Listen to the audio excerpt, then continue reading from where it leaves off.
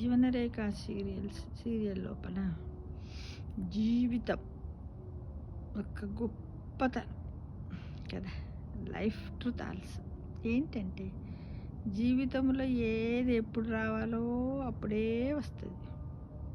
ఏది ఎంతకాలం ఉండాలో అంతవరకే ఉంటుంది. ఏది ఎప్పుడు వదిలిపోవాలో అప్పుడే పోతుంది. ఇందులో దేన్ని నువ్వు ఆపలేవు. నీ చేతిలో ఉన్నది ఒకటే. ఏంటిది? ఉన్నంత వరకు నీతో ఉన్న వాటి విలువ తెలుసుకొని జీవించడమే, అకార్డింగ్ టు భగవద్గీత. అంతేగా మరి. అందుకే భగవద్గీతని చదవండి, అందులోని పరమార్థాన్ని తెలుసుకొని జీవించండి మిత్రమా. అంతే కదా మరి కదా. మనం ఎంత బాధపడుకుంటూ కూర్చుంటున్నకి ఇది కావాలి వస్తుందా? అది ఆ విషయం నీకు తెలుసా? తెలియదుగా. అందుకే ఎప్పుడు వస్తుందో తెలియని దాని గురించి బాధపడుకుంటూ ఉండడం కంటే, వస్తుందిలే, నాకు ఒక టైం ఉంటుందిలే అనుకుంటూ ఆలోచించుకుంటూ ఆ సమయాన్ని సద్వినియోగం చేసుకుని హ్యాపీగా గడపడమే ఒక నిజమైనటువంటి అనుభూతిగా భావించండి మిత్రమా. అవునా కాదా చెప్పండి మిత్రమా. నేనైతే అవుననే అంటాను ఫ్రెండ్స్. ఎందుకంటే అనుకుంటాం మనం ఈ క్షణంలో నేను ఇక్కడికి పోవాలి అక్కడికి పోవాలి ఏదో అనుకుంటాం. మన చేతిలో ఏది ఉండదు. అంతా ఈశ్వరుని ఇచ్చా. ఆ ఈశ్వరుని ఇచ్చా అంటే అంతా అతని మయమే. జగతంతా ఈశ్వరమయం, అమ్మవారిమయం. అంతే కదా. నువ్వు ఏదైనా జరగాలన్నప్పుడు శ్రీమాత్రేయ నమః శ్రీమాత్రేయ నమః అంటూ అమ్మవారి మీద పెట్టు. ఆ అమ్మని అరే వీడికి ఇంత అత్యవసరంగా ఉంది కాబట్టి ఇప్పుడు ఇచ్చేద్దాంలే అనుకుంటా. అవసరం లేని పనులను మనం ఎలా వాయిదా వేస్తాము? భగవంతుడు, అమ్మవారు, జగన్మాత కూడా అలానే. వీళ్ళకి ఇప్పుడు అవసరం, తర్వాత వీడికి ఇప్పుడు అడగగానే ఇచ్చాననుకోండి, ఇంకా వీని విలువ తెలియదు. కాబట్టి వీని విలువలు తెలవాలంటే వీనికి కొన్ని ఎగ్జామ్స్ పెట్టారు. అంతేగా. మనం ఒక గుడ్ జాబ్ కావాలంటే ఏం చేస్తాం? కష్టపడి చదవాలి, ఎంట్రన్స్ రాయాలి. దాంట్లో 100 మంది వస్తారు. ఆ 100 మంది లోపల మనం ఒకరమై నిలవాలి. అప్పుడే మనం దాంట్లో రాణిస్తాం. ర్యాంకును బట్టి దాన్ని బట్టి మనల్ని ఎలా అలాట్ చేస్తారో, మనము భగవంతుణ్ణి ఆధ్యాత్మికంగా ఎంత దగ్గరకు అవుతే అప్పుడే ఆ భగవంతుడు మనల్ని మెచ్చి తన దగ్గరికి తీసుకెళ్తాడు. తొందరగా మన కోరికలు నెరవేర్చే ప్రయత్నం చేస్తాడు. కానీ మనం ఏం చేస్తున్నాం అందరం ఈ రోజుల్లో? ఏమి లేదు. నేను గుడికి పోయినా, కొబ్బరికాయ కొట్టి గేట్ దాటంగానే నేను అనుకున్న పని కావాలి. అవుతుందా అలా? చెప్పండి. కష్టపడకుండా ఏది మన సొంతం కావాలని అస్సలు కోరుకోకూడదు. కష్టంలోనే మనకు తృప్తి, ఆనందం ఉంటుంది.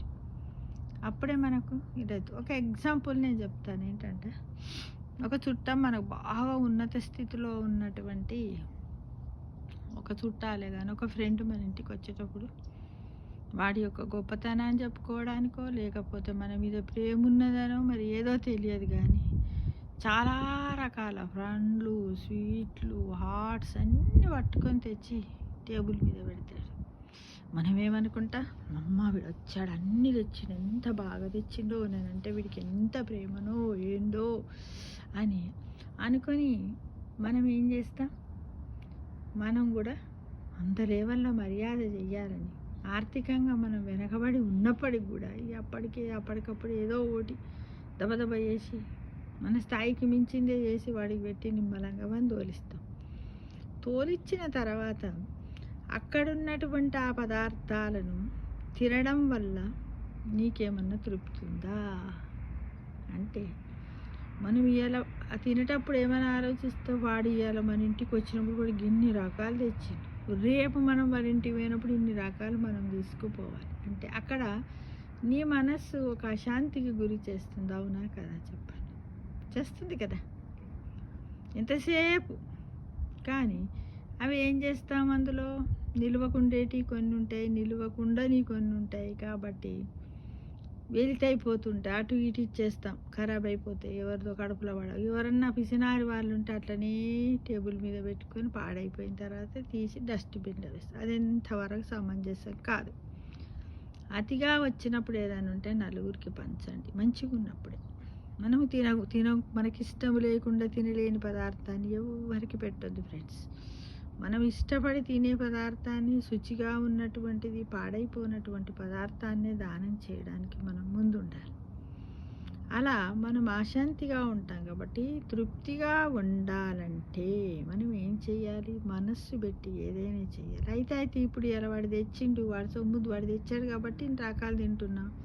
దానిదేముంది, మనం ఆర్థికంగా లేం కాబట్టి మన ఇంటికి పోయే ముందు మనం కొంచెం ఆ 4 రోజులు పొదుపు చేసుకుని ఇలాంటివి మనం కూడా తీసుకుపోదాం రండి. ఇలా 200, 300 వర్తయ్యేటివి తీసుకుపోదాం.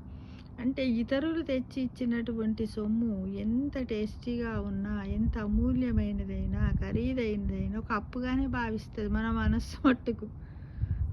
నిన్ను తెమ్మని చెప్పుకుంటూ పోలేదు, కానీ మనకే అనిపిస్తుంది వాళ్ళు తెచ్చిర్రు మనం తీసుకుపోవాలి. అంటే ప్రతిదంతే, ఇచ్చి పుచ్చుకోవడం, ఇవ్వడం తీసుకోవడం, ఇవ్వాలి తీసుకోవాలి. అంటే దీంట్లోనే ఆనందం ఉంటుంది. అంటే ఇటు నుంచి అటు వస్తుంది. కానీ నేను ఇవ్వను, నేనే తింటానంటే అందులో ఆనందం ఉండదు ఫ్రెండ్స్. ఇట్లా తీసుకుపోవడం మంచిదే. తీసుకుపోయి ఎవరైనా తెచ్చి ఇచ్చినప్పుడు తీసుకొని తృప్తిగా తినడం మట్టుకు నేర్చుకోవాలి. అలానే పండగలప్పుడు మన ఇంట్లో పిండి వంటలు చేస్తాం. ఆ పిండి వంటలన్నింటి నలుగురికి పంచితే మనకు ఆనందం అనిపిస్తుంది. కానీ నేనే తింటామా డబ్బాలు వేసుకొని తినం. ఎవరైనా ఇంటికి రాగానే ఎలా ఉండాలంటే మన మనస్సు వచ్చిన వాళ్ళని ఉట్టిగా పోనీయండి. ఏమి లేని పరిస్థితుల్లో బెల్లం ముక్కైనా ఇవ్వండి. బెల్లం లేని ఇల్లు ఉండదు కదా, బెల్లం ముక్కనైనా ఇవ్వండి, ఇంత చక్కెర అయినా పెట్టండి, ఇన్ని మంచినీళ్ళైనా తాగమనండి. అదే అమ్మవారికి ఇష్టమైనటువంటి ఇల్లు. ఆ ఇంటికే అమ్మవారు ఏమనుకుంటుందంటే తను వస్తూ ఉంటుంది, నలుగురిని పొండి అనే మనస్సును కూడా వాళ్ళకు ప్రసాదించి మన ఇంటికి పంపుతూ ఉంటుంది. కాబట్టి ఎప్పుడు అమ్మవారు మన ఇంటికి వచ్చేటట్లు మనము ప్రవర్తించాలి. నలుగురిని నవ్వుతూ ఆహ్వానించాలి. నలుగురికి 4 చుక్కల నీళ్ళైనా ఇచ్చి ఇది అమ్మవారి ప్రసాదం, వాళ్ళు తినమన్నారనుకో, అయ్యో ఇది అమ్మవారి ప్రసాదం అని ఉట్టి చక్కెర పెట్టండి నోట్లేసుకొని పోతారు. అలా తృప్తిగా పంపించడానికి ట్రై చేయండి మిత్రమా. అందరు చేస్తారు కదా. ఇదే జీవిత పరమార్థం అంటే మనం తెలుసుకోవాలి.